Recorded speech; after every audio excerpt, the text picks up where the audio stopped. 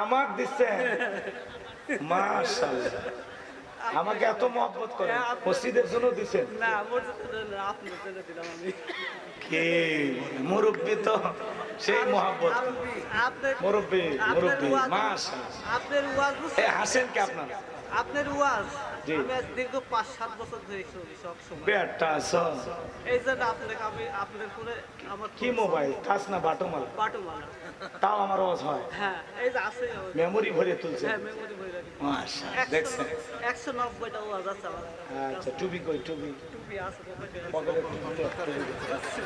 টুপি পরেন, পরেন টুপি পরেন। আচ্ছা, আপনি দিচ্ছেন, আলহামদুলিল্লাহ, আমি গ্রহণ করছি। এখন আপনি শোনেন, আপনি হাদিয়া দিলেন, আমি আপনাকে একটু হাদিয়া দিই। কই গেল কি? চাচাকে একটা আতর দিই। হ্যাঁ, এটা খুব সুন্দর, আমি এটা খুব পছন্দ করি। আতরটা দেখেন, খুবই সুন্দর, ব্যবহার করুন। জি, আমার ছেলে একটা মারা গেছে। হাদিয়া দেওয়া শূন্য, নেওয়া শূন্য। খালি হুজুরেরা নিয়ে যাবি, দিবি না। চাচাকে একটু মহব্বত করলাম, যাই হোক। চাচা মন খারাপ করছেন বাবা, এটা মুরব্বী মানুষ, আপনারা বিরক্ত হয়েছেন? এই মুরব্বীর সাথে আপনারা বিরক্ত হয়েছেন? দেখেন, মুরব্বী মানুষ ৫-৭ বছর ধরে আমার আলোচনা শোনে। চাচাজি তার সন্তান হারিয়েছেন, আল্লাহর কাছে দোয়া করছে, আল্লাহ পাক যেন তার সন্তানকে জান্নাতের উচ্চ মাকাম দান করেন। জোরে বলুন আমি। তার কবরটা জান্নাতের বাগান বানায় দেন। জোরে বলুন আমি। আমার বাবাজি মুরব্বী মানুষ, মুরব্বী মানুষ আমার আলোচনা শোনে। আমি বাবাজির জন্য দোয়া করতেছি, আল্লাহ পাক যেন তাকে ঈমানের মৃত্যু নসিব করান। জোরে বলেন আমিন। আমি যদি শুধু শানী নজরুল আলোচনা করি, এত লম্বা ২-৩ ঘন্টা আলোচনা করে শেষ করা যাবে না। একেবারে সংক্ষিপ্ত করি আমরা এই আয়াতে কারিমা নাজিলের প্রেক্ষাপট বলেই আমরা মূল আলোচনায় প্রবেশ করব ইনশাআল্লাহ। কষ্ট হবে আপনাদের? আমার ভাইয়েরা, পাবনার মুসলমান বাবাজিরা, হৃদয়ের কান পেতে গুনাহগারের কথাগুলো শ্রবণ করার চেষ্টা করবেন। বিশ্বনবী মুহাম্মদ রাসূলুল্লাহ সাল্লাল্লাহু আলাইহি সাল্লামের উপরে আল্লাহ রাব্বুল আলামিন কখন আয়াতে কারিমা নাজিল করলেন? নবীজির সবচাইতে প্রিয় ২ জন মানুষ মাত্র ৩ দিনের ব্যবধানে মারা গেলেন। চাচা আবু তালিব মারা গেলেন, আম্মা জান খাদিজাতুল কুবরা রাদিয়াল্লাহু তাআলা আনহা মারা গেলেন। ২টা মানুষ রাসূলকে সবচাইতে বেশি ভালোবাসতেন। প্রিয়তমা স্ত্রীকে হারিয়ে, প্রিয় চাচাকে হারিয়ে নবীজির মনটা বড় খারাপ। আমার ভাইয়েরা, বিশ্বনবী ব্যতীত হৃদয় নিয়ে তায়েফের মানুষকে দাওয়াত দেওয়ার জন্য চলে গেলেন। তায়েফের মানুষ বিশ্বনবীর দাওয়াত গ্রহণ না করে নবীজির জান্নাতি শরীর মোবারকে পাথর নিক্ষেপ করলো।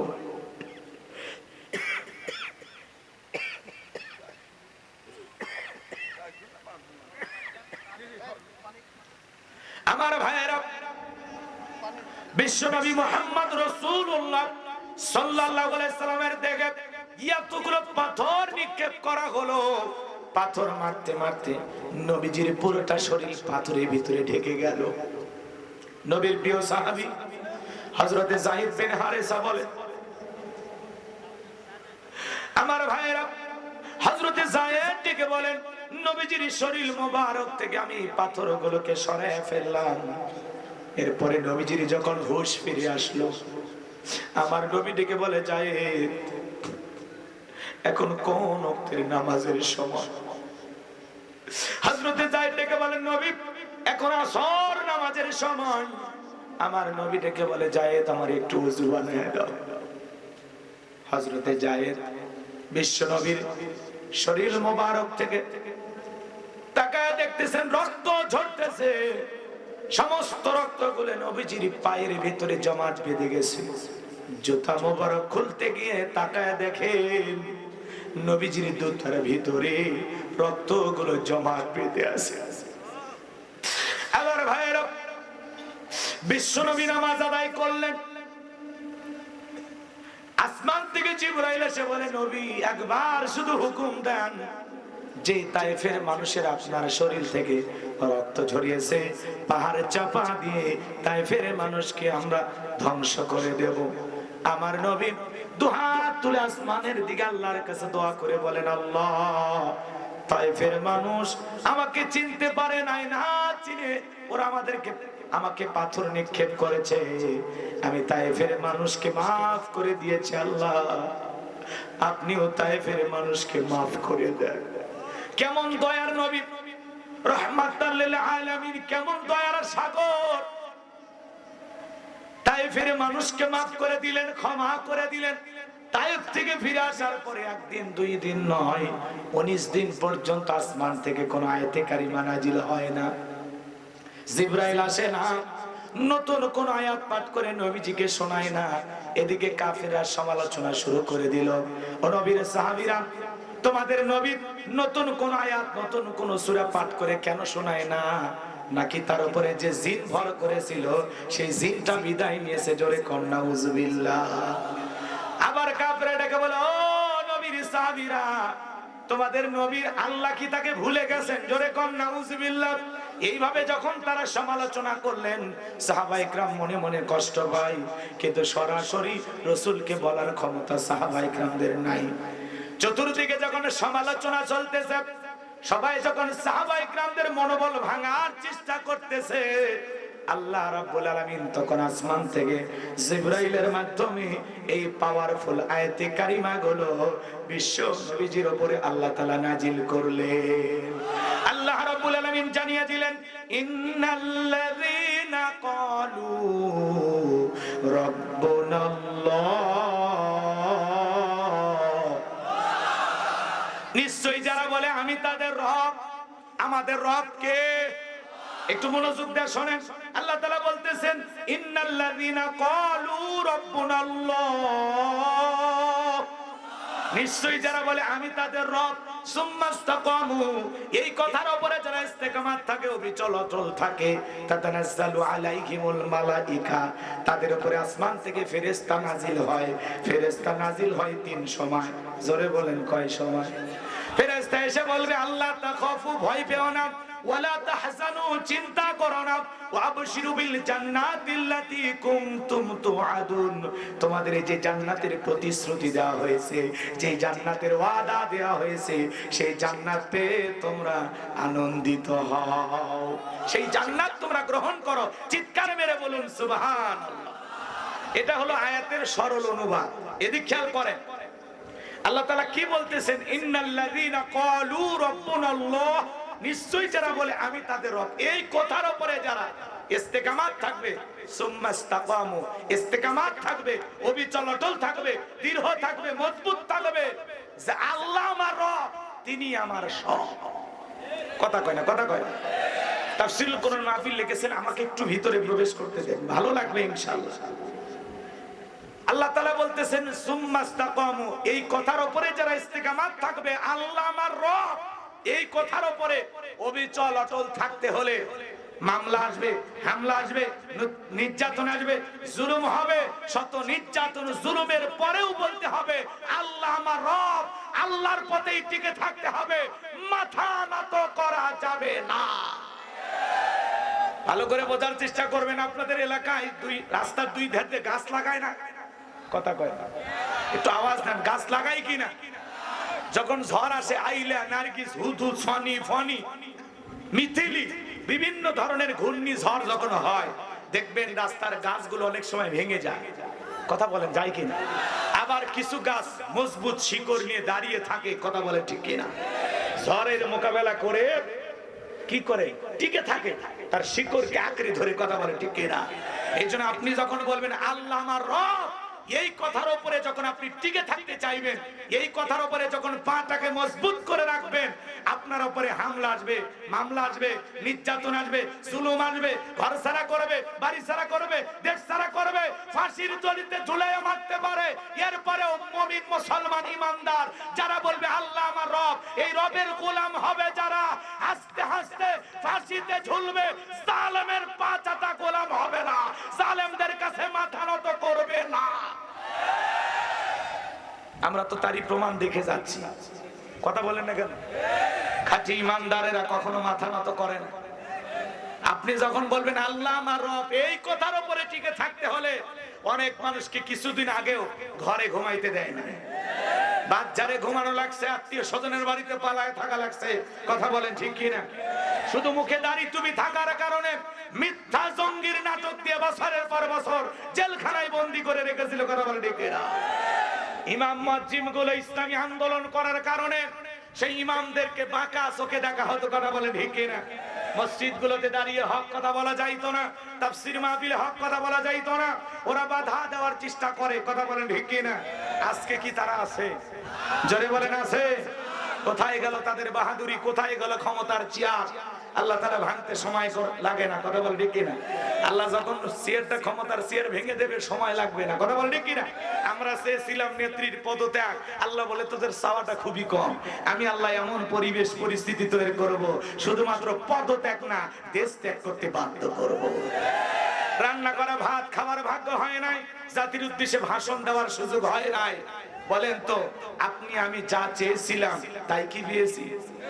না না না না না, আমরা চেয়েছিলাম তারা পদত্যাগ করে দেশে থাকবে না, 6 মাস 1 বছর জেল হবে, তাই তো? কিন্তু আসলে আমাদের পরিকল্পনার চাইতে উত্তম পরিকল্পনাকারী কে? বাস কথা ক্লিয়ার।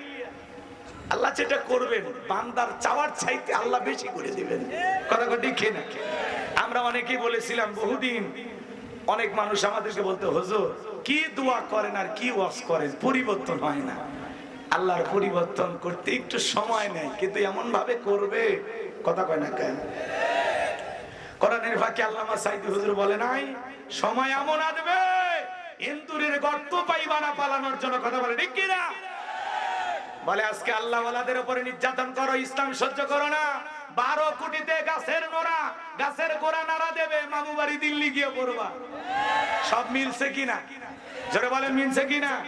কোরআনের পাকে আল্লামা সাইদি হুজুর বলেছিলেন, মার খাও, শহীদ হও, জীবন দাও, জেলে দাও, হাজারো নির্যাতন সহ্য করো, মনে রাখবা একদিন কোরআনের রাজ কায়েম হবে ইনশাআল্লাহ। বলেন কোরআনের রাজ কায়েম করতে হলে একটু নির্যাতন জুলুম সহ্য করা লাগবে কিনা? সম্মানিত ভাইরা আমার, এবার চলেন আমরা মূল আলোচনায় প্রবেশ করতে চাই। কষ্ট হচ্ছে আপনাদের? একটু সময় দেবেন তো ইনশাআল্লাহ? লিল্লাহি তাকবীর। আল্লাহ রাব্বুল আলামিন বলেন, ইন্নাল্লাযীনা ক্বালু রাব্বুনাল্লাহ, নিশ্চয়ই যারা বলে আমি তাদের রব। বলেন তো বাজান আমাদের রব কে? পাবনাবাসী শাহাদুত আঙ্গুলি দ্বারা ইশারা করে আসমানের দিকে আঙ্গুলটা তুলে বলেন তো সাক্ষী দিয়ে আমাদের রব কে? আর একটু চিৎকার মেরে বলেন কে? আর একটু জোরে বলেন আল্লাহ। আর একটু ভালোবাসা নিয়ে ডাকতে বলেন আল্লাহ। হাত নামান। এই যে আল্লাহ আল্লাহ বলে ডাক দিলাম, আমাদের আল্লাহ খুশি না বেজা? দুনিয়াতে যদি বাবাকে ডাকলেন বাবা বাবা, ও বাবা, বেশি বেশি বাবা ডাকলে বাবা রাগান্বিত হয়, অত বাবা বাবা করিস কেন? কথা কয় না?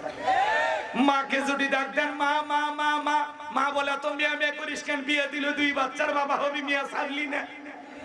কথা কয় না কে? ভাইকে যদি ডাক দেন লিটন ভাই, শাহাদত ভাই, রুবেল ভাই, ও ভাই ভাই একটু দাঁড়ান, ভাই আর একবার ভাই কইলে তুলে আসার মারো।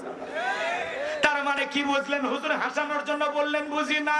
কেন বললাম? গভীর মনোযোগ দিয়ে শোনেন। দুনিয়াতে যদি বাবাকে বাবা বলে ডাক দেন, অত বাবা বাবা শুনতে বাবারও ভালো লাগে না, মেজাজ গরম করে। মাকে মা বলে ডাকলে অত মা মা শুনতে মায়েরও ভালো লাগে না, মাও রাগান্বিত হয়। ভাইকে ভাই বলে ডাকলে ভাইয়ের রাগান্বিত হয়। কিন্তু এমন একটা সৃষ্টিকর্তা, এমন এক স্রষ্টা, এমন এক আল্লাহ পেয়েছি, কোটি কোটি বার ডাক দিলেও বিরক্ত হন না যিনি, তিনি কে? আর একটু জোরে ডাক দিয়ে বলেন কে? আল্লাহ তাআলা বলতেছেন, ইন্নাল ইনসানা লিরাব্বিহি লাকানুদ, মানুষ বড় অকৃতজ্ঞ। ডাইরেক্ট বাংলা ভাষায় যাকে বলা হয় নিমক হারাম। এই কথা আল্লাহ কেন বললেন? কারণ আছে বাজান, আল্লাহর দুনিয়ায় বসবাস করি, আল্লাহর নিয়ামত ভোগ করি, কিন্তু আল্লাহর গোলামি করি না। কথা কয় না? আমরা বড় অকৃতজ্ঞ। একটা বন্ধুকে 10 দিন চা খাওয়াইলে, একটা টি-শার্ট কিনে দিলে, একটা প্যান্ট শার্ট কিনে দিলে, 2-4 দিন একটু ঘোরাঘুরি করলে, মোবাইল নিয়ে দিলে, মোহাব্বত ভালোবাসা দেখাইলে, হঠাৎ করে বন্ধুটা যদি বিয়ে করে আর সেই বন্ধুকে যদি দাওয়াত না দেয়, যদি বলে কি ব্যাপার, তোমার না বন্ধু ছিল বল্টু, তুমি তো মন্টু, আজকে বল্টুর বিয়া, তোমারে দাওয়াত দেয় নাই মিয়া, তখন বলতেছে ওই বল্টুর কথা বলবি না, তো নিমক হারাম। আপন ভাইয়ের চাইতে বেশি ভালোবাসলাম, আমি খাইলে ওরে খাওয়াইছি, আমি গেঞ্জি নিলে ওরে নিয়ে দিছি, আমি মোবাইল কিনলে ওরে কিনে দিছি, আর ওই নিমক হারামের বিয়া আমার দাওয়াত দেয় না। 2-4 দিন খাওয়াইলে, বন্ধুত্ব করলে যদি একটু 19-20 হয়ে যায়, ডাইরেক্ট কি বলে, একটা নিমক হারাম, ও একটা স্বার্থপর। কারণ স্বার্থে একটু আঘাত লাগলে আমরা মানুষের বদনাম করা শুরু করি। কথা বলে ঠিক কিনা? স্বার্থ যেখানে শেষ, সেখান থেকে বদনাম শুরু। কথা বলে ঠিক কিনা? তার জীবনে যতই ভালো করেন না কেন, আপনার বিরুদ্ধে বদনাম করবে। আর মনে রাখবেন যে আজকের বদনাম গায়, যে আপনার বিরুদ্ধে সমালোচনা করে, মনে রাখবেন একদিন ওই ব্যক্তির আপনি উপকার করেছিলেন। কথা বলে ঠিক কিনা? আপনি যার উপকার করেছিলেন, যাকে খাওয়াইছিলেন, পড়াইছিলেন, সে একদিন আপনার বদনাম করবে। কারণ আপনি তার ভালো করেছিলেন। কথায় আছে 4 পাওয়া কুকুরের ভালো করেন, কিন্তু 2 পাওয়া মানুষের ভালো করলে এরা মনে রাখতে পারে না। অনেকের বাড়িতে কুকুর থাকে না, মিস্টার ডগ, চেনেন তো নাকি? আপনি বাজার থেকে গরুর গোশত কিনে নিয়ে আসছেন, আপনার বাড়ি কুকুর পাহারা দেন, কি ভালো গোশত খাইতে দেন? একটা হাড় চেনেন না? হাড় কি বলেন আপনারা? হাড় কন না হাড্ডি কন? হাড় হাড্ডি সবই কন। মাশাআল্লাহ। ওই হাড্ডিটা দাঁতের এপাশে নিয়ে চিবানোর চেষ্টা করলেন, খাওয়ার চেষ্টা করলেন, খাইতে পারলেন না। এপাশে নিয়েও চেষ্টা করলেন, খাইতে পারলেন না। তখন ডাক দেন লালু। লালু তখন লেজ নাড়তে নাড়তে আপনার সামনে হাজির। তখন লালুর সামনে হাড্ডিটা ছুঁড়ে ফেলে দিয়ে বলেন, খা, ফি সাবিলিল্লাহ। লালু তখন বলে, বস বুঝতে পারছি আপনি ফেল মারছেন, আপনি ফেল করলে তো আমি ফেল করবো না। এইবার ওই লালু, এদিক খেয়াল করেন, ওই লালু শুকনো হাড় খেয়ে, রোদ নাই, বৃষ্টি নাই, ঝড় নাই, তুফান নাই, আপনার বাড়ি পাহারা দেয়, আপনার সাথে গাদ্দারি করে না। শুধু কি তাই, অপরিচিত লোক যদি আপনার বাড়িতে প্রবেশ করে, ও তখন স্লোগান দেয়, বাড়ি কই, কোন এলাকা থেকে আসছো, ভিতরে কার কাছে যাবা, পারমিশন আছে? কথা কয় না, ও ওর ভাষায় বুঝায়। কথা কোন ঠিক না? বাড়িতে থাকা লোকটা যখন ধমক দেয়, লালু চুপ, তখন বলতেছে ভিতরে ঢোকো, দেখতেছি ঘটনাটা কি। এইবার আগন্ত ব্যক্তি আর ওই বাড়ির মানুষ 2 জন মিলে গল্প করে, কুকুর লেজ নাড়ায় চতুর্দিক দিয়ে ঘোরে, একবার মালিকের চেহারার দিকে তাকায়, আর একবার আগন্ত ব্যক্তির চেহারার দিকে তাকায়, আর মালিককে ইশারায় দিয়ে বলতে চায়, একবার শুধু বলে লোকটারে চেনেন না, এমন কামড় মারবো কয়েকটা ইনজেকশন দেয়া লাগে। কিন্তু বাড়ির লোকটা যখন ধমক দেয়, লালু ডিস্টার্ব করিস না, যা যা সরে যা, তখন বলতেছে, ও আপনার পরিচিত লোক, আগে বলবেন, খামাখাই ডিউটিটা করলেন। কথা কি বুঝতে পারছেন? যদি উদাহরণ দিয়ে বললাম, বাজান মন খারাপ করবেন না। একটা কুকুর শুকনো হাড়কে মনিবের বাড়ি পাহারা দেয়, রোদ বৃষ্টি ঝড় তুফানে তার বাড়িটা পাহারা দেয়, মালিকের সাথে কখনো গাদ্দারি করে না। কিন্তু আশরাফুল মাখলুকাত আমরা, আল্লাহর ভিআইপি সৃষ্টি।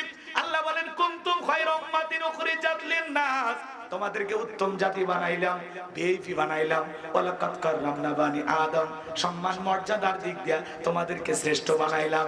আমি আল্লাহ তোমাদেরকে সৃষ্টি করেছি কেবলমাত্র, শুধুমাত্র আমি আল্লাহর গোলামি করার জন্য। ওয়া মা খালাকতুল জিন্না ওয়াল ইনসা ইল্লা লিয়াবুদুন, আমি মানব জাতি আর জিন জাতিকে সৃষ্টি করেছি কেবলমাত্র, শুধুমাত্র, একমাত্র আমি আল্লাহর দাসত্ব আর গোলামি করার জন্য। বলেন আল্লাহু আকবার। এত সুন্দর করে নিপুণ ভাবে আপনাকে আমাকে সৃষ্টি করেছেন কে? আল্লাহ 4-4টা কসম কাইটা বান্দাকে বলতেছে, লাকাদ খালাকনাল ইনসানা ফি আহসানি তাকওয়িম, বান্দারে নিখুঁত ভাবে, নির্ভেজাল ভাবে তোরে সুন্দর করে আমি আল্লাহ সৃষ্টি করেছি। এত সুন্দর আকৃতি দিয়া সৃষ্টি করেছেন কে? হাতের জায়গায় হাত, কথা কয় না, পায়ের জায়গায় পা, চোখের জায়গায় চোখ, নাকের জায়গায় নাক, এত সুন্দর করে নিপুণ কারিগর যে আল্লাহ তাআলা সৃষ্টি করলেন। এই হাতের ভিতরে 5টা আঙ্গুল দিয়েছেন, কথা কয় না কেন? গরু খাবার খাই, মাথা নিচের দিকে নামানো লাগে। হাঁস মুরগি গরু ছাগল খাবার খাই, মাথা নিচের দিকে নামাইতে হয়। কিন্তু আমি আশরাফুল মাখলুকা, আল্লাহ বলে, গোলাম এমন ডিজিটাল 2টা হাত দিলাম, আর কাটা চামচের মতো লোকগুলো দিলাম। কথা কয় না কেন? হাতটা যদি আল্লাহ বাঁশের মতো সোজা করে দিত, গিটাই গিটাই ভাত যদি না দিত, কেমনে খাবার খাইতেন? এভাবে সোজা করে, এভাবে তুলে খাইতেন, খাওয়া সম্ভব হইতো? কি সুন্দর একটা হাত দিয়েছে, কি সুন্দর করে তুলি আর খাই, খাইতে কোনো কষ্ট হয় না। জয়েন্টে জয়েন্টে ভাঁজ দিয়েছেন, কি সুন্দর, যেমনি ইচ্ছা তেমনি ঘুরানো যায়। বৈশাও খাওয়া যায়, দাঁড়িয়ে থেকেও খাওয়া যায়। বৈশা খাওয়া আদবি, দাঁড়িয়ে থেকে খাওয়া বেয়াদবি যায়। ডান হাতে খাওয়া সভ্যতা, আর বাম হাতে খাওয়া অভদ্রতা। কথা কয় না? বাম হাতে চা খাই 9টার দিকে উইটা ঘুম থেকে, মনে হয় ভদ্রলোক। এটা যদি ভদ্রলোক হয় যে ফজরের আজান শুনে মসজিদে গিয়ে আল্লাহকে সেজদা দিয়েছে, এটা হলো অরিজিনাল ভদ্রলোক। আর ঘুম থেকে 9টার দিকে ওইটা ব্রাশ না কইরা, মুখটা না ধুইয়া, লেলপা সহ, বুঝেন মুখে লালা থাকে না, ওইটা সহ চা মাইরা দিতেছে সকাল 9টায়, উনি নাকি ভদ্রলোক। ওটা সিনেমার মতো ভদ্রলোক হতে পারে, সত্যিকারের ভদ্রলোক তারা ফজরে মসজিদে জামাতে গিয়ে নামাজ পড়ে যারা। ভালো করে বোঝার চেষ্টা করবেন বাজান, গভীর মনোযোগ দিয়ে শুনবেন। আল্লাহ তাআলা হাত কি সুন্দর বাঁকা করে দিলেন, কথা কন না কেন? নাকটা যদি এই জায়গায় না দিয়া পিঠের মাঝখানে লাগায় দিত কেমন হইতো? খাবারের কোনো প্লেট বা কোনো খাদ্য গ্রহণ করার আগে ওইটা পিছন দিকে নেওয়া লাগতো। নাক মামু চেক করে দেখতো খাবারটা খামু নাকি ফেলে দিমু, খাবারে ভেজাল আছে কিনা। নাকটা হলো কি, আপনি যখন বিদেশে যাবেন বর্ডার ক্রস করার সময় ইমিগ্রেশনের পুলিশ আছে না, এই নাকটা হলো তাই। আপনার খাবারটা ভালো না মন্দ, এটা গন্ধযুক্ত ভেজাল মুক্ত কি, এই নাকটা আপনাকে প্রথমে বলে দেয়। খাবারের যে দুর্গন্ধ ছড়ায় আপনি কি দিয়ে টের পান? কথা কয় না। আল্লাহ তাআলা এই নাকটা পিঠের মাঝখানে লাগায়া দিলে কি দেহের সৌন্দর্য বাড়তো? চোখের জায়গায় চোখ। আল্লাহ তাআলা এই চোখ দুটো যদি কপালে দিত, দুইটা কপালে, ফুটবল খেলতে যে মাথা যদি হিট নিতেন, দুইটা চোখ ডিম্পোজ হয়ে যেত। কথা কন ঠিক কিনা? যে আল্লাহ নিপুণ ভাবে এত সুন্দর করে আপনাকে আমাকে সৃষ্টি করলেন, সেই সৃষ্টিকর্তার গোলামি করার দরকার আছে না নাই? অনেক কথা বলবো না, সংক্ষিপ্ত কথাই বুঝে নেবেন আমার ভাইয়েরা। তাহলে সব সময় আমরা শুকরিয়া আদায় করব কার? গোলামি করব কার? সুখে থেকে আর দুঃখে থাকি প্রশংসা হবে কার? জোরে বলেন কার? সকালে প্রশংসা করব কার? দুপুরে প্রশংসা করব কার? বিকেলে প্রশংসা করব কার? সন্ধ্যায় প্রশংসা করব কার? সিনেমা হলে প্রশংসা চলবে কার? মাশাআল্লাহ, চালাক আছে আমার ভাইয়েরা। গভীর মনোযোগ দিয়ে শুনবেন। আল্লাহ রাব্বুল আলামিন বলেন, ইন্নাল্লাযীনা ক্বালু রাব্বুনাল্লাহ, নিশ্চয়ই যারা বলে আমি তাদের রব। রূহের জগতে আল্লাহ রাব্বুল আলামিন আপনাকে আমাকে সৃষ্টি করার পরে প্রশ্ন করেছিলেন, আলাস্তু বিরাব্বিকুম, আমি কি তোমাদের রব নই? আমরা সেদিন সবাই রূহের জগতে জবাব দিয়ে বলেছিলাম, ক্বালু বালা, অবশ্যই আপনি আমাদের রব। এই পৃথিবীর জমিনে আসার পরে আল্লাহ রাব্বুল আলামিন সর্বপ্রথম যে ওহী নাজিল করলেন, ইকরা বিসমি রাব্বিকাল্লাযী খলাক, পড়ো তোমার রবের নামে যিনি তোমাদেরকে সৃষ্টি করেছেন। রবের জ্ঞান শিক্ষা পাওয়া যায় কোথায়? স্কুল কলেজ নাকি মাদ্রাসায়? এজন্য সন্তানদেরকে মাদ্রাসায় পড়াবেন। কথা বলেন। সন্তানকে যদি মাদ্রাসায় পড়ান, সন্তান আপনার আদর্শবান হবে। এই জন্য আল্লাহ তাআলা যাদেরকে সন্তান দিয়েছেন মাদ্রাসায় পড়াবেন তো ইনশাআল্লাহ। দেখবেন মাদ্রাসায় যারা পড়ে কি সুন্দর বৈশা পেশাব করে, কি সুন্দর আদব, কি সুন্দর ব্যবহার। বাড়িতে এসে মাকে সালাম দেয়, বাবাকে সালাম দেয়, মুরব্বি দেখলে সালাম দেয়, পাড়া প্রতিবেশীর সাথে ভালো ব্যবহার করে। কিন্তু একটা ছেলে দেখবেন স্কুলে পড়ে ক্লাস 3-তে, ব্যাগটা পেছনে ঝুলে আছে, রাস্তার মাঝে দাঁড়িয়ে পেশাব করতেছে আর লিখতেছে। যদি জিজ্ঞাসা করা হয়, বাবা তুমি কোথায় পড়ো? কই প্রাইমারিতে। কোন ক্লাস? কই ক্লাস 3-তে। তো পেশাব করতেছো, লিখতেছো, ভদ্রতা কি তোমাকে শেখানো হয় না? তখন বলতেছে, হুজুর প্রাইমারি পেশাবখানায় যায় দেখি আমার সারি তাই দাঁড়িয়ে থেকে পেশাব করে। তার মানে যেমন দেখতেছে তেমন শিখতেছে। কথা বলে ঠিক কিনা? কলেজ, ইউনিভার্সিটি, বিশ্ববিদ্যালয়ের দিকে তাকায় দেখে মাঝে মাঝে ছাত্ররা শিক্ষককে পিটাইয়া কাপড় খুলে নেয়। কিন্তু মাদ্রাসার দিকে তাকায় দেখেন শিক্ষককে মারা তো দূরের কথা, আদবে বিনয়ের সহিত শিক্ষকের পায়ে ওযুর পানি ঢেলে দেয়। এজন্য সন্তানকে মাদ্রাসায় পড়ালে, আলেম বানাইলে, হাফিজ বানাইলে এই সন্তান কোনোদিন মা বাবাকে বৃদ্ধাশ্রমে পাঠাবে না। যদি সম্ভব হয় মা বাবার আলোচনার সামনে গিয়ে বলবো, কষ্ট হচ্ছে বুঝে আপনাদের। আমার ভাইয়েরা গভীর মনোযোগ দিয়ে শুনবেন। আমি যে কথা বলতে চাচ্ছিলাম, আল্লাহ রাব্বুল আলামিন প্রথম যে ওহী নাজিল করলেন, ইকরা বিসমি রাব্বিকাল্লাযী খলাক, পড়ো তোমার রবের নামে যিনি তোমাদেরকে সৃষ্টি করেছেন। এই আয়াতের ভিতরে রব শব্দ আছে না নাই? জীবনের পড়াতে পড়াতে যেই সূরাটা বেশি তিলাওয়াত করি, যেই সূরাটি তিলাওয়াত না করলে আপনার আমার সালাত হবে না। কোরআনুল কারীমের 1 নাম্বার সূরা সূরাতুল ফাতিহার 1 নাম্বার আয়াত জবান ছেড়ে সবাই তিলাওয়াত করুন। আলহামদুলিল্লাহি রাব্বিল আলামিন।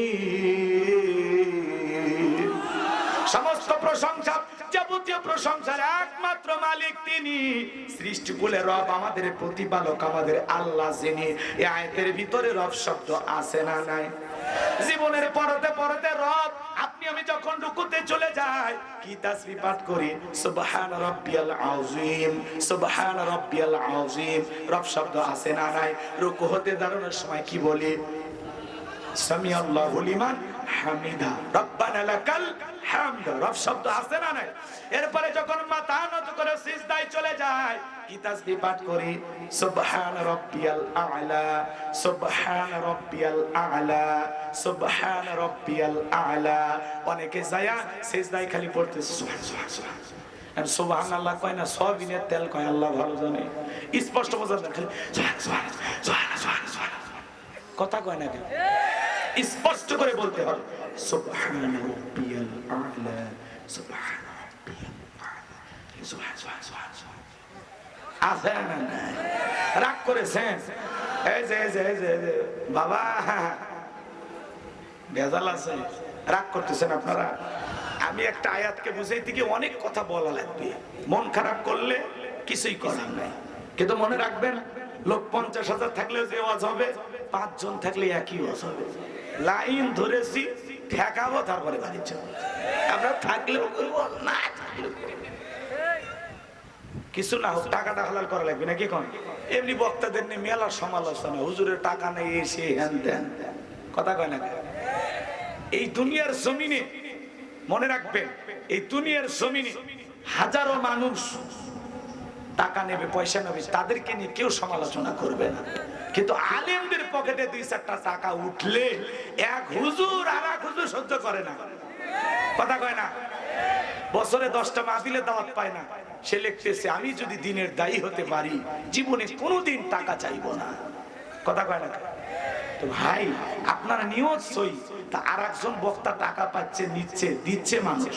আচ্ছা বলেন তো, কুমুটির কাছ থেকে জোর করে কোন বক্তা টাকা নেওয়ার ক্ষমতা রাখে? কুমুটি দাওয়াত দেয় আমার উমুককেই লাগবে, ওই বক্তাকেই চাই, এই জন্য বক্তার চাহিদা বেড়ে গেছে। আপনি স্থানীয় বড় বড় আলেম আছে, কত মাদ্রাসার প্রিন্সিপাল আছে, তাদেরকে দাওয়াত দেন। আপনার মসজিদের ইমামকে দিয়ে যদি জুমার ফরজ নামাজ হয়, সেই ইমাম সাহেবকে প্রধান বক্তা বানায়, মাহফিল হবে না? তো দোষ তো আপনার ভিতর। আপনি কিছু গাইবান্ধা যান, ঢাকা যান, আপনি এলাকার বক্তাদের মাহফিল করাবেন, এলাকার আলেমদের মূল্যায়ন করুন, দেখুন ভাইরাল বক্তাদের দাম এমনি কমে যাবে, পরে এসে ফ্রি ওয়াজ করে দিবে। রাগ করছেন? মিজানুর রহমান আজারি ভাই দেশে আসছিল কয়েকদিন খালি ঘোরার জন্য, বাইরে গেছে, জানেন হাজার হাজার মানুষ চেষ্টা করছে দাওয়াত দেওয়ার জন্য, তো দোষ কার? কথা বলবেন। এইভাবে উনি তো অলিগলি মাহফিল করবে না, উনি সিদ্ধান্ত নিয়েছেন প্রত্যেকটা বিভাগে 2-4টা করে প্রোগ্রাম করবে, মানসম্পন্ন, যেখানে সিকিউরিটি আছে, নিরাপত্তা আছে, লোকজন বসার ক্যাপাসিটি আছে, সে জায়গায় প্রোগ্রাম দেব। আলহামদুলিল্লাহ, সুন্দর সিদ্ধান্ত, কথা বলে ঠিক না? এই জন্য আমরা কাদা সরাসরি একটু বন্ধ করি। আর মনে রাখবেন, বল মাছ চেনেন তো? পাঙ্গাস আর বলের দাম এক, কথা কয় না ভাই? তো যেই জিনিস বাজারে দাম কৃষক বাড়ে, কারণ সবাই ওইটাই, এই জন্যই সমস্যা। আপনারা ভাইরাল বক্তার দাওয়াত দেওয়া বন্ধ করেন, দেখবেন ওই হুজুরেরা দাওয়াত না পাইয়া ফিরি ফিরি ওয়াজ করে বেড়াবে। এই জন্য আমাদেরও সমস্যা আছে, অমুক বক্তা আনলে লোক বেশি হবে, এ হবে সে হবে, দেখায়া দেব আমরা একটা করছি, এরকম মনোভাব কেন? আল্লাহর খুশির জন্য প্রোগ্রাম করবেন, 50 জন শ্রোতা হলেও আলহামদুলিল্লাহ। আমরা ভাইরাল বক্তাদেরকে দাওয়াত দেওয়া বন্ধ করে দেব, মনে থাকবে তো ইনশাআল্লাহ। কে এবার খুশি হয়েছেন না? এইবার অনেকে খুশি হয়েছে। আমার ভাইয়েরা গভীর মনোযোগ দিয়ে শুনবেন, মন খারাপ করবেন না। আজকে আমরা আমাদের সবচেয়ে বড় ক্ষতি করতেছি। আমাদেরকে নিয়ে কোনো হিন্দু লেখে না, খ্রিস্টান লেখে না, বৌদ্ধ লেখে না, যারা ফেসবুক চালায় তারা লেখে না, এক হুজুর আর এক হুজুরের বিরুদ্ধে ফেসবুকে লেখালেখি করে, পোস্ট করে, কথা বলে, ঠিক কিনা? এটাই হলো আমাদের সবচেয়ে বড় সমস্যা। আলেমদের পকেটে টাকা গেলে বাংলাদেশের কোন হুজুর সিনেমা হল বানাবে না, যাত্রা গানের আয়োজন করবে না, মদের বাদ দেবে না, ওই টাকা অবৈধ পথে খরচ হবে না। আলেমদের কাছে টাকা গেলে আলেমেরা মসজিদ বানাবে, মাদ্রাসা বানাবে, দ্বীনের জন্য টাকাগুলো খরচ করবে, কথা বলেন ঠিক কিনা? আমি গুনাহগারকে আল্লাহ পাক সামান্য কিছু দিয়েছে, এর মধ্যে আমি আল্লাহ তাআলার দয়া একটা মাদ্রাসা দিয়েছি, ৭০ জন ছাত্র, আলহামদুলিল্লাহ বলেন। মাদ্রাসার পাশাপাশি মসজিদ বানাবো, গণকবরস্থান বানাবো, এই স্বপ্নগুলো আমি দেখেছি। আল্লাহ পাক যেন তার গোলামের স্বপ্নগুলো পূরণ করে দেন, জোরে বলুন আমিন। তাহলে মনে থাকবে যে হুজুর টাকা চাইবে তারা দাওয়াত দেওয়া বন্ধ করেন, কিন্তু আমাদের ভিতরে ভেজাল আছে, অমুককেই লাগবে, ওই বক্তাকেই চাই, ওই হুজুর ছাড়া মাহফিলি করব না। এই জন্য বাজার আপনি দাওয়াতও দিবেন, সমালোচনাও করবেন। গতকালকে এক মাহফিলে ওইরকম একটা ঘটনা, মাইক ধরে বলতেছে হুজুরকে আমরা এত টাকা দিয়ে আনছি। কথা কয় না কেন? বাবা তোমারে আনতে বলছে কে, তুমি কেন আনলে? তো এই জন্য এগুলো সমালোচনা কিন্তু খুব চলতেছে, এই জন্য একটু হালকা করে বলে দিলাম। আল্লাহ আমাদের সঠিক বুঝ দান করুন, জোরে বলুন আমিন। আমার ভাইয়েরা গভীর মনোযোগ দিয়ে শুনবেন। আপনি আমি যখন নামাজের সালাম ফিরানোর পরে আল্লাহ তাআলার কাছে দোয়া করি, কি বলি? রব্বানা আতিনা ফিদ দুনিয়া হাসানাতাও ওয়া ফিল আখিরাতি হাসানাতাও ওয়া কিনা আযাবান নার। সূরা বাকারা 201 নম্বর আয়াত। আল্লাহর কাছে ডেকে বললাম, হে আমাদের রব, আমাদেরকে দুনিয়ার কল্যাণ দান করো, আখিরাতের কল্যাণ দান করো, ওই কঠিন জাহান্নামের আগুন থেকে আমাদের মুক্তি দাও, জীবনের পরতে পরতে সব জায়গায় রব। আমার ভাইয়েরা, পবিত্র কোরআনুল কারীমের সর্বশেষ যেই সূরা, সূরাটির নাম হলো নাস, তার 1 নম্বর আয়াত, কুল আউযু বিরাব্বিন নাস। এই আয়াতের ভিতরে রব শব্দ আছে না নাই?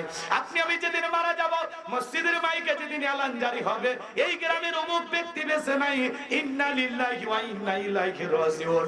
আপনার আমার মৃত্যুর সংবাদ শোনার পরে ছেলেটা কেঁদে বলবে বাবা নাই, মেয়েটা কেঁদে বলবে বাবা নাই, প্রিয়তম স্ত্রী কেঁদে বলবে স্বামী নাই, মা বাবা বেঁচে থাকলে বলবে কলিজার ধনটা হারাইলাম।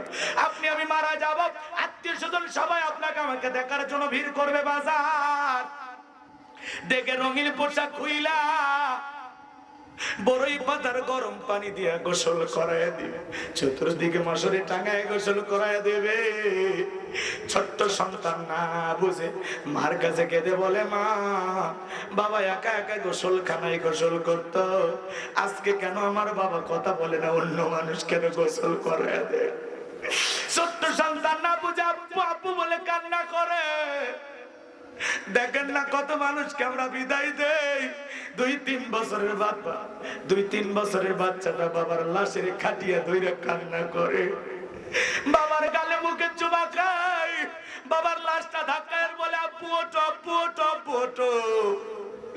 বাবা নামের সেই পাখিটার ঘুম থেকে জাগ্রত হয় না।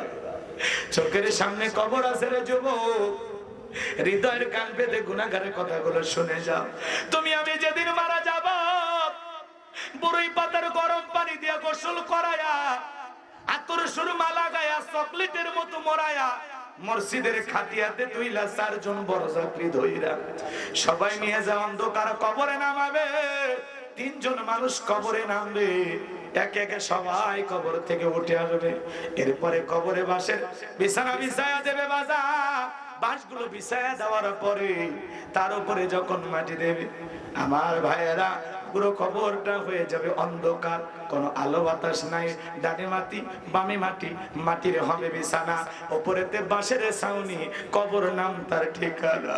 একদিন বাঁশগুলো নষ্ট হয়ে যাবে, কবরের মাটির সাথে দেহটা মিশে যাবে বাজার। কিসের বড়াই, কিসের অহংকার, কিসের মাতবরি? আপনি আমি কিছুই না, দুনিয়াটা ক্ষণিকের রে বাজান। আপনাকে আমাকে সবাইকে মৃত্যুর স্বাদ গ্রহণ করা লাগবে, অন্ধকার কবরে যেতে হবে।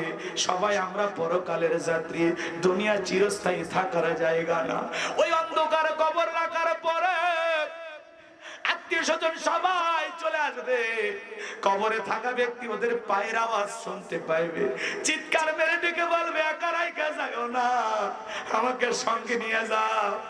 কবরে থাকা ব্যক্তির চিৎকার দুনিয়ার কেউ শুনতে পাবে না। এরপরে যখন মুনকার নাকির আসবে, ফেরেশতারা এসে প্রশ্ন করবে মার রব্বুকা, তোমার রব কে? প্রথম প্রশ্নের ভিতরে রব শব্দ আছে না নাই? রূহের জগৎ থেকে শুরু করে দুনিয়ার জিন্দেগির পরতে পরতে রব কবরে ঢোকা মাত্র আপনাকে আমাকে প্রশ্ন করবে মার রব্বুকা, তোমার রব কে?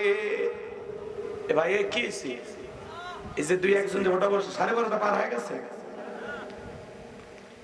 অনেকে ভাবতেছে হুজুর বয়স এখনো অনেক আছে, কবরের ওয়াজ শুনবো না, তাই ভাবতেছে যুবক ছেলেটাও মারা যায় হঠাৎ করে, কার কখন মৃত্যু আসবে আমরা কেউ জানি না। ওই কবরের ভিতরে 1 নাম্বার প্রশ্ন করা হবে মার রব্বুকা, তোমার রব কে? এই দুনিয়ার জমিনে রবের গোলামি করেছে যারা, এক আল্লাহর ইবাদত করেছে যারা, আল্লাহর বিধান মোতাবেক চলেছে যারা, আল্লাহর খাঁটি মুমিন মুত্তাকি বান্দা হয়ে কবরে যাবে যারা, প্রথম প্রশ্নের উত্তর দিতে পারবে তারা মার রব্বুকা। তখন তারা বলবে রব্বি আল্লাহ, রব্বি আল্লাহ, আমার রব আমার আল্লাহ। আল্লাহু আকবার বলে। ভাই শোনে, যে চাকরি করে সে তো অফিসের বসের নাম জানে, কথা কয় না। যে চাকরি করে তার ভাগ্যে তো বেতন বোনাস জোটে, কথা বলে ঠিক কি না? তো যারা দুনিয়াতে আল্লাহর সাথে সম্পর্ক ছিল, মসজিদের সাথে সম্পর্ক ছিল, আল্লাহর কোরআনের সাথে সম্পর্ক ছিল, যে আল্লাহর গোলামিতে লিপ্ত ছিল, সে তো রবের নাম ভুলে যায় নাই। এই দুনিয়া তো রবেরই জিকির করে চলে গেছে, রবের গোলামি করেই তো চলে গেছে, রবের সাথে তার সম্পর্ক খুব ভালো ছিল। যখনই প্রশ্ন করা হবে মার রব্বুকা, ওই মুমিন হাসতে হাসতে উত্তর দিয়ে বলবে রব্বি আল্লাহ, রব্বি আল্লাহ, আমার রব আমার আল্লাহ। কিন্তু যারা দুনিয়াতে আল্লাহর অবাধ্য গোলাম ছিল, নাফরমান ছিল, বেঈমান ছিল, আল্লাহর হুকুম মানে নাই, শয়তানের ওয়াসওয়াসায় পড়ে মিসগাইড হয়েছিল, ভুল পথে পরিচালিত হয়েছিল, তাদেরকে যখন প্রশ্ন করা হবে ওই বেঈমান নাফরমান ফেল ফেল করে তাকিয়ে থাকবে, কোনো উত্তর করতে পারবে না। কথা বলেন না আমার ভাইয়েরা? আল্লাহ রাব্বুল আলামিন আমাদের সবাইকে যেন কবরে সওয়ালের প্রশ্নের সবকটি উত্তর সঠিকভাবে দেওয়ার তৌফিক দান করেন। জোরে বলুন আমিন। আর একটু জোরে বলুন আমিন। তাহলে রবের গোলামি করে কবরে যাবে যারা, শান্তিতে ঘুমাইতে পারবে তারা। কথা কয় না কেন? কিন্তু বাজান গো আমার, যারা দুনিয়ার জমিনে অপরাধ করে চলে যাবে, ওই কবরের ডানের মাটি বামে চলে যাবে, বামের মাটি ডানে চলে যাবে, ওই গুনাহগার বেঈমানদেরকে এমন ধরে চাপ দেবে বাজার, এক পাজরের হাড় অন্য পাজরে ঢুকে যাবে। কবরে থাকা অন্ধ ফেরেশতা চোখে দেখে না, কানে শোনে না, হাতুড়ি দিয়ে এমন হাত করবে মাথাটা চূর্ণ বিচূর্ণ হয়ে যাবে। কবরে থাকা বিষাক্ত সাপ যখন সবল মারবে, দেহটা জ্বলে যাবে। হে বাজান, কবর বড় কঠিন জায়গা। ফামাই আমাল মিসকালা যাররাতিন খায়রান ইয়ারা ওয়া মাই আমাল মিসকালা যাররাতিন শাররান ইয়ারা।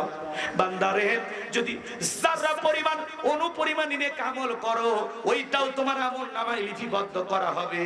আবার যারা পরিমাণ অনুপরিমাণে যদি বদ আমল করো, ওইটাও তোমার আমলনামায় লিপিবদ্ধ করা হবে। আর যারা গুনাহে অন্ধকার কবরে যাবে, ওই কবরের মাটি তাদেরকে ছাপ দেবে। সহ্য করার ক্ষমতা আপনার আমার নাই। কবরের সকল ফিতনা থেকে, আযাব থেকে আল্লাহ আমাদেরকে মুক্তি দান করুন। জোরে বলুন আমিন। আমার ভাইরা, লম্বা হবে, লম্বা করব না। তাহলে ভালো করে বোঝার চেষ্টা করবেন। আল্লাহ তাআলা বলেন ইন্নাল্লাযীনা ক্বালু রাব্বুনাল্লাহ, নিশ্চয়ই যারা বলে আমি তাদের রব, আমাদের রব কে? আর একটু জোরে বলেন কে? কিন্তু এই পৃথিবীর জমিনে আল্লাহ রাব্বুল আলামিন যখন মানুষকে পাওয়ার দেয়, রাজত্ব দেয়, ক্ষমতা দেয়, ক্ষমতা পেয়ে মানুষ এতটা অন্ধ হয়ে যায়।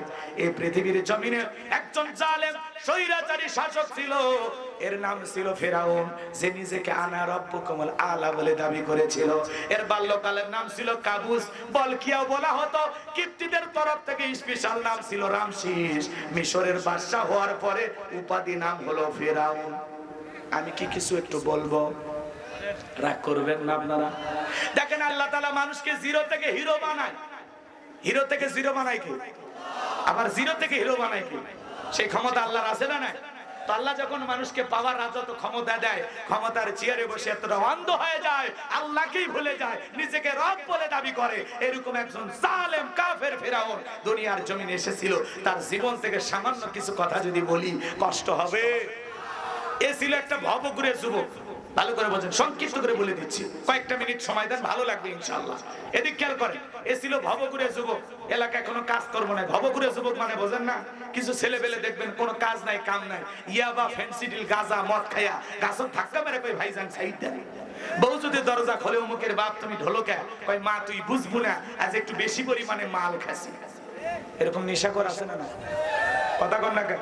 যারা নিশাদ্রব্য পান করে তারা তো সমাজের ভিআইপি সন্তান, নাকি বলে? ইয়াবা, ফেন্সিডিল, গাঁজা, মদ খায়। কিছু কিছু ছেলে পেলে দেখবেন ইয়াবার টাকার জন্য মা বাবার কাছে এসে জিকির করে, ইয়াবা ইয়াবা ইয়াবা। মা বাবা চিন্তা করে, বাবা এটা কিসের ট্যাবলেট? জ্বর সর্দি গলা ব্যথা কানে কিচ্ছু বোঝার দরকার নেই, টেকা দে নইলে তোর মাথা ফাটাবো। কথা ঠিক কিনা? যারা নিশা করে এরা নিশা করিয়া এসে বউরে পিটাই, মারে পিটাই। কথা ঠিক কিনা? নিশা করিয়া নিজের সন্তানটাকেও দুনিয়ার জমিন থেকে বিদায় করে দেয়। এমন পাষণ্ড বাবা আছে না নাই? যুবক, মাদক দ্রব্য পান করা যাবে না, নেশা করা যাবে না, মাদককে না বলুন। কথা কয় না? যারা নেশা দ্রব্য পান করে, ইয়াবা, ফেন্সিডিল, গাঁজা, মদ, ডাল খায়, সমাজের মানুষ এদেরকে টোকাই বলে। কি বলে? এদেরকে কি সম্মান? এদেরকে মসজিদের সভাপতি বানায়, সেক্রেটারি বানায়, ওয়াজ মাহফিলের বক্তা বানায়। কারণ কি? ও মাতাল, মাতাল। কথা কি বোঝা গেল? গভীর মনোযোগ দিয়ে শুনবেন আমি যে কথা বলতে চাচ্ছিলাম। এই সমাজে আমরাও দেখেছি মাতাল আছে না নাই? কত নেতা দেখেছি বাজার খাইতেছে। কথা কয় না? ওই যে মেয়র আতিক সাহেবকে গ্রেফতার করছে, দেখছেন আপনারা? যারা এক সময় সন্ধ্যাবেলায় ঢাকা এমপি মন্ত্রী সব এক জায়গায়, কি সন্ধ্যার সময় পার্টি জমাইতো। কথা কন না কেন? হাতের তালি দিয়ে ওই মেয়র আতিক সাহেব গান গাইতো। আজকে কই গেল ক্ষমতার বড়ায়? কত এমপি মন্ত্রী ছিল, কথা বলে না কেন? মন্ত্রীরা সব কোথায় গেল, এমপিরা সব কোথায় গেল, কোথায় কাদের কাকা? ওদের সারা দেশটা বড় লাগে ফাঁকা ফাঁকা। পালাবো না বলতো কাদের কাকা, বলতো না পালাবো না। কই আজকে আছে? আছে? কথা বুঝতেছেন আপনারা? এমপিরা সব কোথায় গেল, মন্ত্রীরা সব কোথায় গেল, কোথায় কাদের কাকা? ওদের সারা দেশটা বড় লাগে ফাঁকা ফাঁকা। আইন মন্ত্রী আটকে গেল আইনেরই ফাঁকে, দাড়ি সারা দরবেশটারে ভণ্ড ভণ্ড লাগে। কথা ঠিক আছে? এখনো অবশ্য দাড়ি উঠছে। কয়েকদিন আগে দেখলেন না, এতিম বাচ্চার মতো নিষ্পাপ শিশু দোয়াল বেঁধে হেঁটে যাচ্ছে। কথা ঠিক কিনা? আইন মন্ত্রী আটকে গেল আইনেরই ফাঁকে, দাড়ি সারা দরবেশটারে ভণ্ড ভণ্ড লাগে। শুনেছি ভাই কত নেতা নেত্রী খাইতেছে ভাই ডান্ডা, বিচারপতি কালামানিকের ফাটিয়েছি নাকি আন্ডা। পলকের ঝলক গেল, পলকের ঝলক গেল, থামিয়ে নেটের চাকা, ওদের সারা দেশটা বড় লাগে ফাঁকা ফাঁকা। কোথায় গেল সংসদেতে মমতাজের গান, কোথায় গেল হযরত বলা স্বামী মুসলমান? কে রাগ করছে? বড় বড় কথা বলতো স্বামী খেলা হবে, খেলা হবে। এখন মাঠ পড়ে আছে, স্বামী মুসলমান নাই, দুবাই ঘুরতেছে। কথা কি ক্লিয়ার? একটু অপেক্ষা করুন। মন খারাপ করছেন মনে হয়? আমার ভাইরা যেন বেশি বাড়তে নাই। কথা কথা ক্ষমতাকে দাম্ভিকতার সাথে ব্যবহার করতে নাই। ক্ষমতা এটা আল্লাহর দেয়া নিয়ামত। যারা ক্ষমতা পাওয়ার পরে আদল ইনসাফ প্রতিষ্ঠিত করবে, ন্যায় বিচার কায়েম করে, মানুষের অধিকার প্রতিষ্ঠিত করবে, মানুষকে কলিজা দিয়ে মহব্বত করবে, ওই নেতার জন্য মানুষ তাহাজ্জুদ করে দোয়া করবে। বাদশা হারুনুর রশিদের নাম আপনারা শুনছেন? উনি বয়স্ক মহিলাদেরকে আটা দিতেন। আটা প্রত্যেক মাসে কাজ সিস্টেমে কি দিত? আটা দিত। এক বুড়ি মহিলা নিয়মিত মাসে মাসে আটা পায়। 2 মিনিট এই কথা বলে সামনের দিকে যাবো, কষ্ট হয়। একটা তাকবীর দেন, লিল্লাহি তাকবীর। এটি খেয়াল করেন তো। ওই বুড়ি মহিলা চিন্তা করলো, বাদশা তো আটা দেই, কিন্তু আটাটা এত মোটা না হয়, যদি একটু চিকন হয় তাহলে রুটিগুলো বানাইতে ভালো হয়, খাইতেও মজা লাগে। আমার ভাইয়েরা গভীর মনোযোগ দিয়ে শুনবেন। এইবার বুড়ি মহিলা অভিযোগ নিয়ে বাদশাহ হারুন রশিদের দরবারে হাজির হয়ে গেছে। বাড়ির ভিতরে প্রবেশ করে তাকায় দেখে একটা পুরুষ মানুষ বাড়ির বারান্দা ঝাড় দেয়, ছোট্ট বাচ্চা খেলা করতেছে, আর একটা মহিলা আটা চালতেছে। এইবার বুড়ি মহিলা একজনকে জিজ্ঞাসা করলো, ওই যে বাড়ির বারান্দার ঝাড় দেয় লোকটাকে? বলে ওইটাই তো আমাদের বাদশাহ হারুন রশিদ। বুড়ি মহিলা অবাক হয়ে গেল, একটা বাদশা মানুষ সে বাড়ির আগিনা ঘর দুয়ার ঝাড় দিচ্ছে। সুবহানাল্লাহ। তা আপনারা খালি ওয়াজ শোনেন, রাসূল যেই তরবারি দিয়ে যুদ্ধ করতেন সেই তরবারি দিয়া আম্মা জানদের তরকারি কেটে সহযোগিতা করতেন। সুবহানাল্লাহ। খালি ওয়াজ শোনে, জীবনে তরকারি কাটছিলেন? কথা কয় না। ঘর বাড়ি ঝাড় দিছিলেন? তো বইয়ের কাজে একটু সহযোগিতা করবেন, এতে স্বামী স্ত্রী ভালোবাসা বৃদ্ধি পাবে। কথা কয় না। বউকে চাকরানি মনে করবেন না, বউকে ভালোবাসা দিবেন। কথা কয় ঠিক কিনা? আর মা বোনদেরকে বলে যায়, স্বামীকে গোলামের মতো ব্যবহার করবেন না। যে স্বামী, এদিক খেয়াল করেন, যে স্ত্রী তার স্বামীকে গোলাম বানায় রাখতে চায়, স্বামীকে গোলাম বানাইলে সে একজন গোলামের বউ। কথা বলে ঠিক কিনা? আর স্বামীকে মাথায় তুলে যদি রাজার মতো ব্যবহার করে সে হবে রাজার রানী। কথা বলে ঠিক কিনা? পাগলিরা বোঝে না।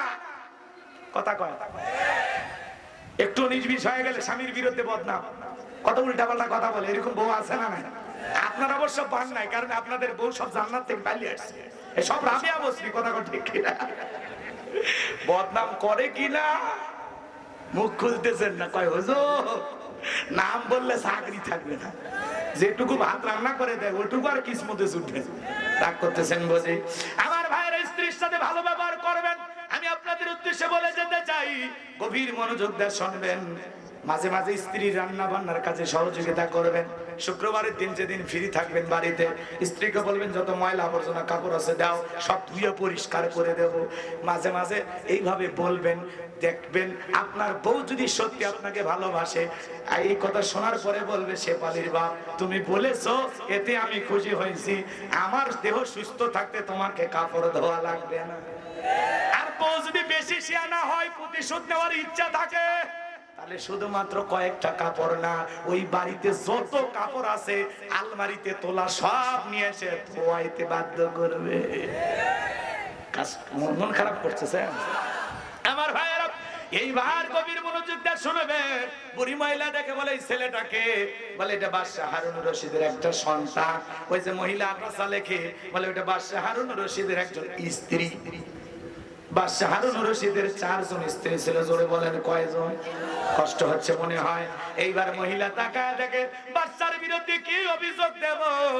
বাদশাহ তো যে আটা চালতেছে, আমার বাড়ির আটার চাইতে বাদশার বাড়ির আটা আরো বেশি মোটা মনে হয়। বুড়ি বলে, বাদশার বিরুদ্ধে অভিযোগ দেওয়ার জায়গা নাই, কারণ বাদশাহ আমারেও যেটা খাওয়ায় বাদশাহ নিজেও সেইটা খায়। মারহাবা বলে। এটাই তো নেতা, নেতা যা খাবে জনগণকে তাই খাওয়াবে। আর আমাদের সমাজের নেতারা জনগণ ডাস্টবিনের খাবার ক্ষুধার্ত হয়ে কেড়ে কেড়ে খায়, কুকুরের সাথে খাবার ভাগাভাগি করে খায়।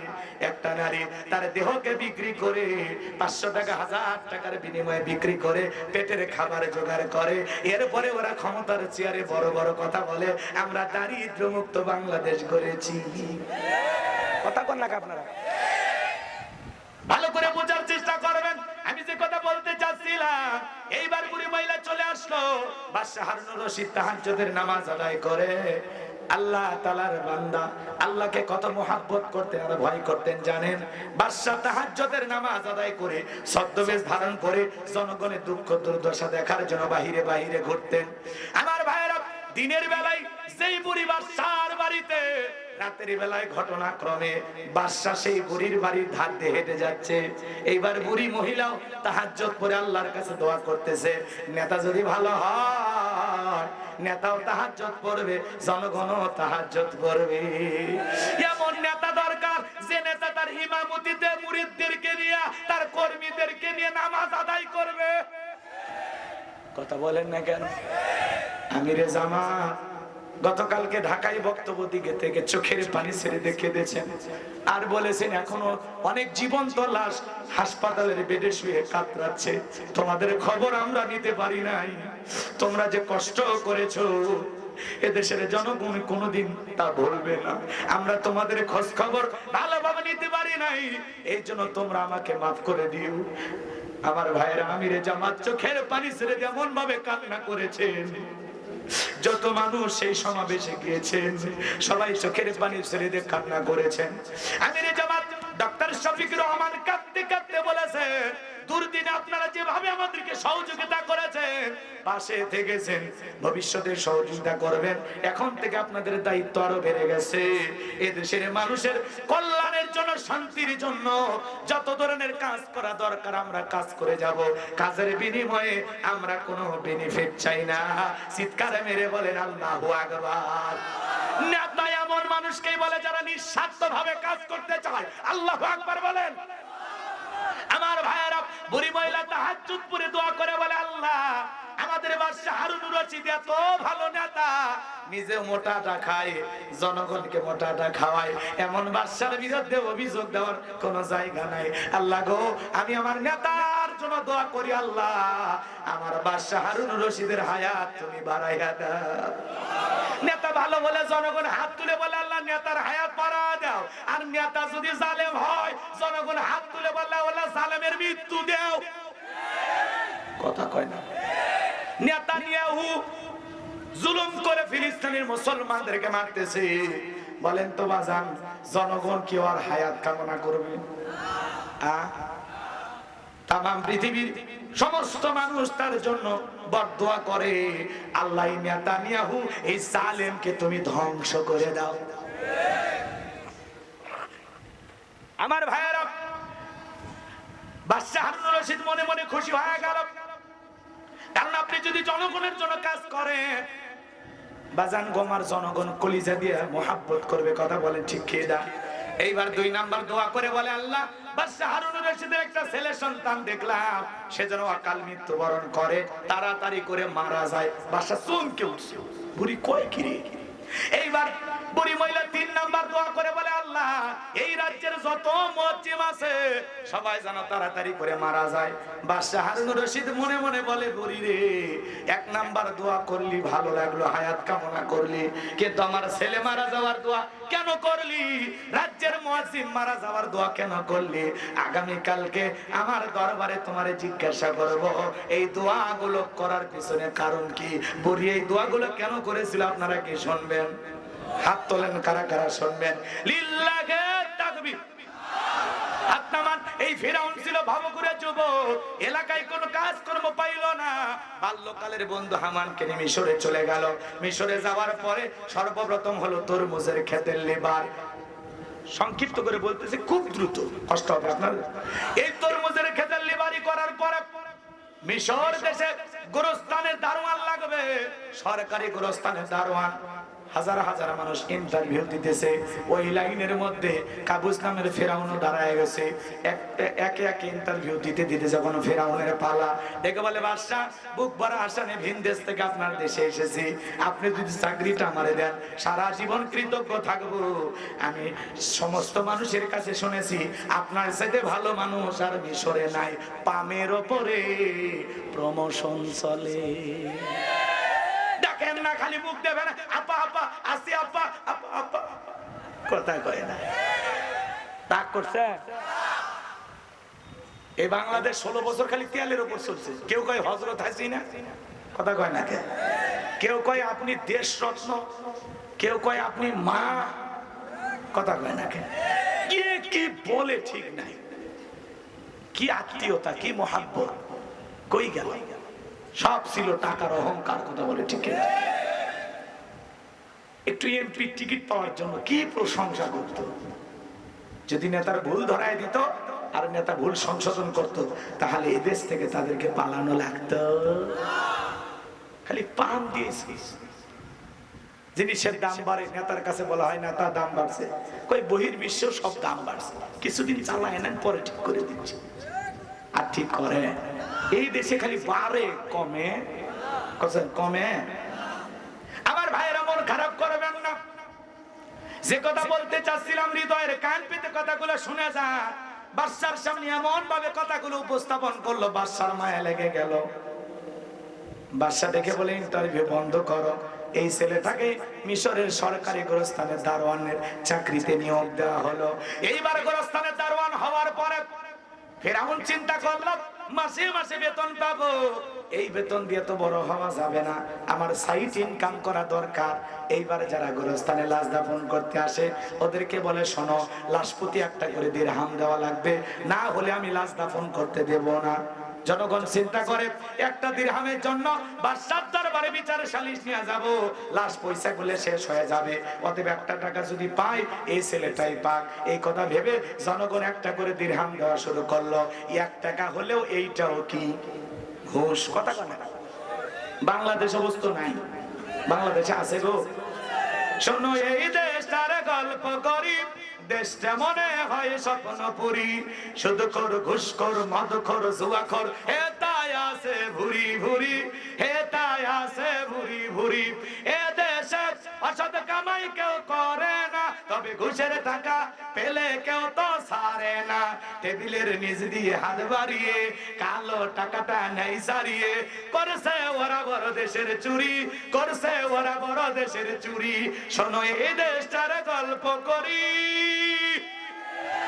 একটা ছেলে চাকরির জন্য 10 লাখ 15 লাখ 20 লাখ টাকা ঘুষ উপরওয়ালা দেওয়া লাগে। উপরওয়ালা বলতে কি ফেরেশতা এসে নিয়ে যা? চাকরি ঘুষ ছাড়া হয় না। কষ্ট হচ্ছে, এমন পরিবেশ আমাদের দেশে এখনো চলে। কথা কয় না কেন? এর পরিবর্তন আসার দরকার আছে না নাই? আসবে ইনশাআল্লাহ। আমার ভাইরা, আমি যে কথা বলতে চাচ্ছিলাম গভীর মনোযোগ। জনগণ একটা করে দিরহাম দিতে বাধ্য হয়ে গেল। আল্লাহর খেলা বোঝা বড় দায়। আল্লাহ ওই জামানা একটা মহামারী দিল, যে মহামারীর নাম হলো ডায়রিয়া, কলেরা। কথাকে বোঝেন? 2020 সালে আল্লাহ তাআলা আমাদের দেশে তাম পৃথিবীর মানুষকে একটা মহামারী দিয়েছিল। ওই দেশের নাম, ওই মহামারীর নাম হলো কি? ধরো না ছুঁয়ো না, নাম হলো করোনা। কথা কয় না কেন? মায়ের করোনা হয়েছে, মাকে বস্তাবন্দি করে জঙ্গলে ফেলে আসছে। বাবা করোনা রোগে আক্রান্ত হয়ে হাসপাতালে মারা গেছে। বাবার লাশটা দেখতেও যায়নি। বাবার সম্পত্তি ভালো লাগে, কিন্তু করোনায় মারা গেলে বাবাকে ভালো লাগে না। বাবার সম্পদের মহব্বত ছিল, কিন্তু মৃত বাবাকে দেখতেও যায়নি। এমনকি বাবার কবরে 1 ফোঁটা মাটিও দেয়নি, 1 ফুটা মাটিও দিতে যায়নি। এমন সন্তান আসারা নাই। বন্ধুর করোনা হয়েছে, আরেক বন্ধু দেখতে যায় না। ভাইয়ের করোনা হয়েছে, আরেক ভাই দেখতে যায় না। স্বামীর করোনা হয়েছে, স্ত্রীর কাছে যায় না। স্ত্রী করোনা হয়েছে, স্বামীর কাছে যায় না। এমন দিন যায়নি? স্বামী আলাদা রুমে করোনা রোগী, স্ত্রী খাবারের প্লেট টেলে দিয়া লম্বা একটা বাঁশের লাঠি দিয়া আস্তে করে খাবারের প্লেটটা দরজা দিয়া, কথা কয় না, ওই বাঁশের লাঠি দিয়ে ঠেলা দিয়ে ঘরের ভিতরে ঢুকে দিয়েছে। কথা ঠিক কি না? এইবার স্বামী যখন করোনা থেকে মুক্তি পাইছে, এরপরে বইয়ের কাছে যখন আসছে, বউ যখন ডেকে বলে, শেফালির বাপ, তুমি জানো না আমি তোমারে কত ভালোবাসি। তাহাজ্জুদ পড়ে পড়ে দোয়া করেছে, আল্লাহ আমার হায়াত নিয়ে আমার স্বামী বাঁচায়া দাও, আমার স্বামীর করোনা ভালো করে দাও।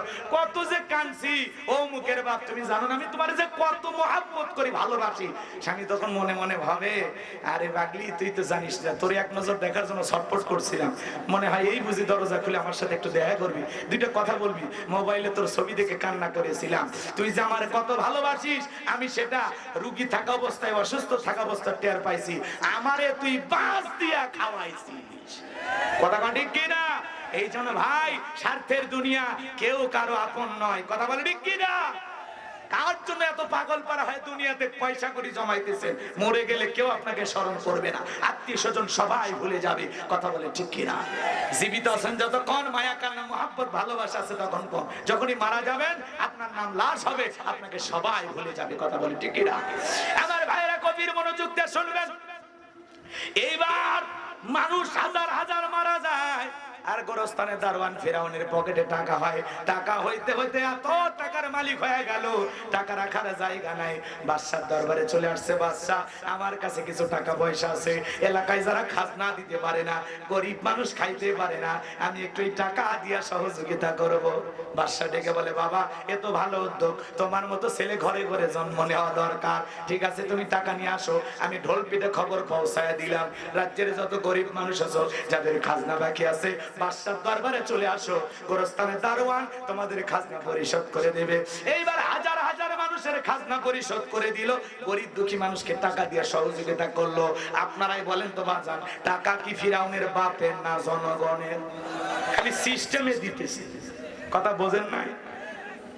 জনগণ তখন থেকে বলে, আরে যেই নেতা আমাদেরকে এইভাবে সহযোগিতা করতেছে, খাজনা পরিশোধ করে দিতেছে, এই নেতা যদি আমাদের রাজ্যের বাদশা হয়, আমাদের কপাল খুলে যাবে। নির্বাচনের আগে একটু জনসেবামূলক কাজ করে নেতা আছে না নাই? দেখবেন কাঁচা রাস্তায় ইট পেরে দিচ্ছে আমার এলাকায়। আমি তখন বললাম, ভাই ইট পারতেছেন, ব্যাপারটা কি? বলে, আপনাদের ছেলে মেয়ে স্কুলে যায়, কাদো মাটি হলে আপনারা হাটে বাজারে যাইতে পারেন না, আপনাদের কষ্টের কথা মনে হলে রাতে আমার ঘুম আসে না। এই যে আপনাদের রাস্তা ডেলিভারি রোড, কত কথা নেতা আছে না নাই? রাস্তার অবস্থা কি বেহাল দশা? সত্য না মিথ্যা বলেন?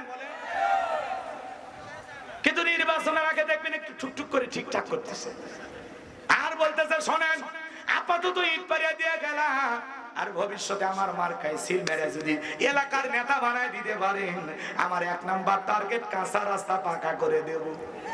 জনগণ বিশ্বাস করে যখন ভোটটা দেয়, দেখবেন মার্কা থাকে যে কয়দিন নেতার আনাগোনা, সে কয়দিন রাস্তাঘাটে দোকানপাটে নেতা খুঁজে পাওয়া যায়।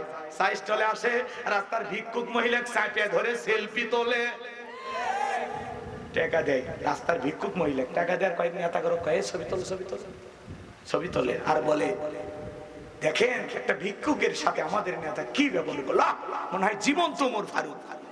কথা কয় না?